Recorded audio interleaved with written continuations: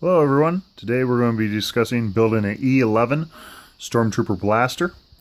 The originals in the original trilogy were built on a Sterling submachine gun. Okay, there are various kits available. There are some that are made out of different resins, some that are made out of plastics, some that are solid, some that you can buy as a parts kit and you put together yourself. I personally chose to go with a metal one, build it on an actual Sterling parts kit. This is a demilled parts kit laying right here. I decided to do that because I plan on joining the 501st Legion and plan on doing a lot of trooping, and I wanted something that if we're out and about, somebody in the public and stuff, bumps into me or something like that, if it gets dropped, it's not going to break. Less likely anyhow. So this is what we're going to start with. This is a Sterling submachine gun parts kit. These are available through numerous suppliers here in the U.S. You can see right there, it's all the parts. There's also a little bag with all the little screws and stuff, and some small parts. But this is the majority of it here, excluding this. We'll talk about this here in a second. Okay, now the parts kit, when it comes to be compliant with the ATF, to be 100% legal, it has to be torch cut. And that's exactly what it is, exactly what it sounds like. They basically take a blowtorch, and they go through, and they have to cut it into multiple sections. Requirements have changed over the years as far as how many sections and stuff. There's no rhyme or reason to it. Okay, they take it, cut through it, boom, boom, boom, real fast. As you can see, different spots and stuff. Take all the parts, throw them together in a box and stuff, and that's what they sell. Now, if I was going to be building a ATF legal semi-auto version and stuff, I would have been a little bit more picky about the parts and stuff. Because even on this one here, here's the barrel. They cut both ends of the barrel off. Okay. To be compliant, if I were to build a semi-auto one, it would have to have a 16-inch barrel. We're not even building a functioning firearm. This is going to be a blaster, a prop replica. So I wasn't too concerned about that. So I was actually able to get this pretty cheap.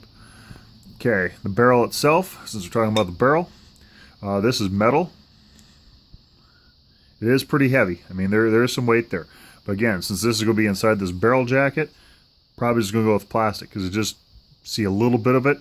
And actually, a good majority of it you can't even see anyhow by the time this is all assembled. So that'll cut down on the weight. The other thing is, right here is the bolt. Now this is the original bolt here.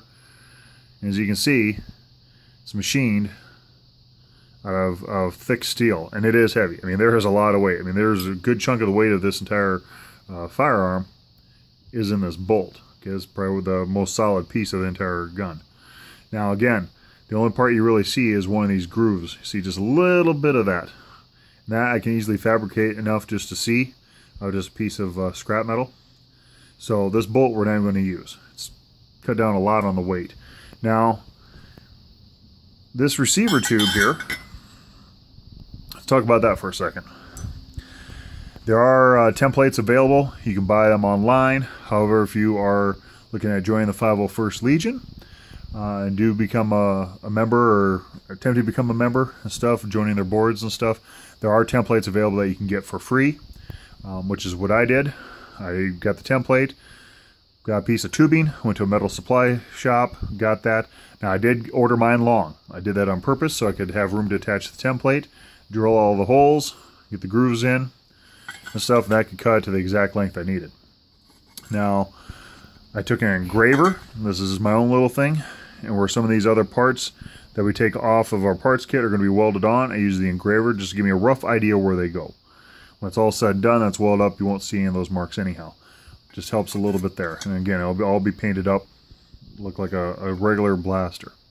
Okay, now since we're speaking of the receiver tube, exteriorly, the outer diameter of this is the same diameter as the Sterling. However, well, this is going to show up here in the video. You can see right there the inner diameter is actually smaller. This is thicker metal than the original. Now, why did I do that? A couple reasons. One, it was cheap to get this. Didn't have to really order anything special and stuff, and I, again, wasn't worried about anything, having to heat treat anything like that. Secondly, though, again, just again, be 100% legal. The bolt, this is the full auto bolt that came in the Sterling parts kit. It will not fit, no matter how hard you try, will not fit this receiver tube. Okay, that keeps us completely legal. So they can't say, well, you got a machine gun. No, it's a bunch of scrap surplus parts. Okay, so again, always check your state and local laws. Parts kits and stuff are, in the U.S. anyhow, are legal. There are some restrictions in a few states. Know your state laws, check into that ahead of time. Most of the vendors will know that stuff, and they will not sell to you if you live in certain states. I think like Massachusetts, New York, California, they have a lot more restrictions on this stuff, and some places you simply cannot buy one of these kits. But again, just double check all your laws. Okay, this is what we got for parts. We're going to go through. They're still kind of greasy, covered in cosmoline. We're going to get that cleaned up. The next segment, we're going to go through actually disassembling, which means cutting apart all this stuff, cutting these parts off, and getting ready to start welding that on our new tube here and build our blaster.